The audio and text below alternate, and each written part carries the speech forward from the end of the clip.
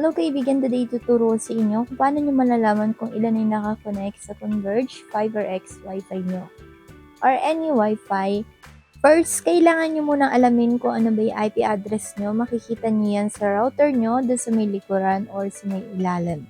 Then, ikakopy nyo lang siya dito sa may address bar ng Google. Then, itap natin yung login. Then, dito makikita nyo na yung username and password. Input nyo lang din dito yung default username and password na makikita nyo din sa inyong router. And importante na mag-change na kayo ng inyong default username and password para naman protected yung inyong Wi-Fi. Then, once na makapag-input na tayo ng ating login credentials, itap na natin dito yung login.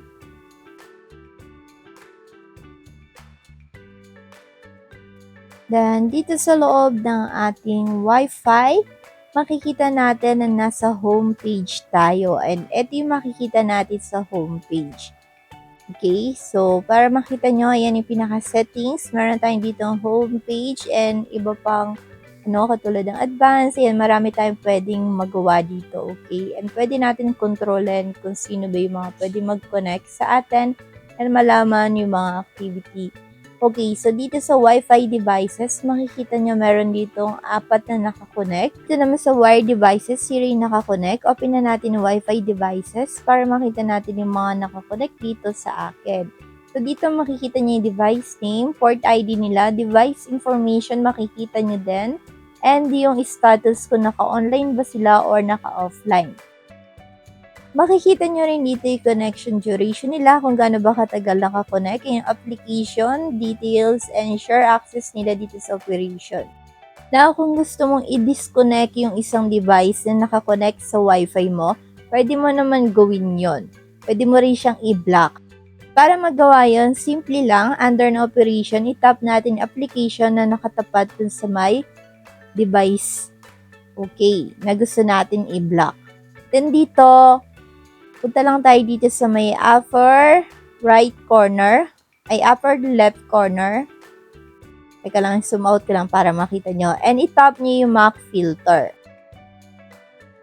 Then dito sa may MAC filter address, makikita natin yung filter mode. Pwede natin tong whitelist lang or blacklist. So, in our case, gusto natin i-block to. Now, makikita nyo na dito yung kanilang device information. Kung ano yung sinelect nyong device dun sa may homepage, yun yung mismo makikita nyo dito. Pero pwede naman kayong pumili dito sa may select. Okay? Now, para ma-block na natin itong pinili nating device, itap lang natin dito yung apply button. Then, once na matap natin yung apply button, magre-refresh yan. Then, mapupunta siya dito sa may SSID index. And anytime naman pwede natin itong i-unblock. So, punta tayo sa homepage ulit. And dito, makikita natin dito sa ating connected or Wi-Fi devices, offline na yung device status ng ating binlock na device. Okay? So, pwede rin natin siyang i-delete dito. Tap lang natin yung delete. Then, makikita natin if decided na tayong i-delete, tap natin yung delete.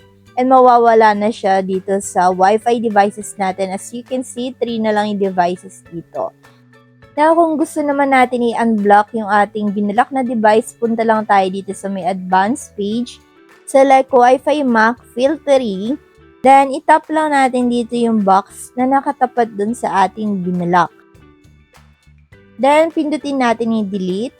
And tap natin dito yung OK para ma-delete siya dito at pwede na ulit siya makakonect din sa ating Wi-Fi. And anytime, pwede na siyang ma-read dito ng ating Wi-Fi. So, ganun lang kabilis mag-block and mag-unblock. See you around, kaibigan!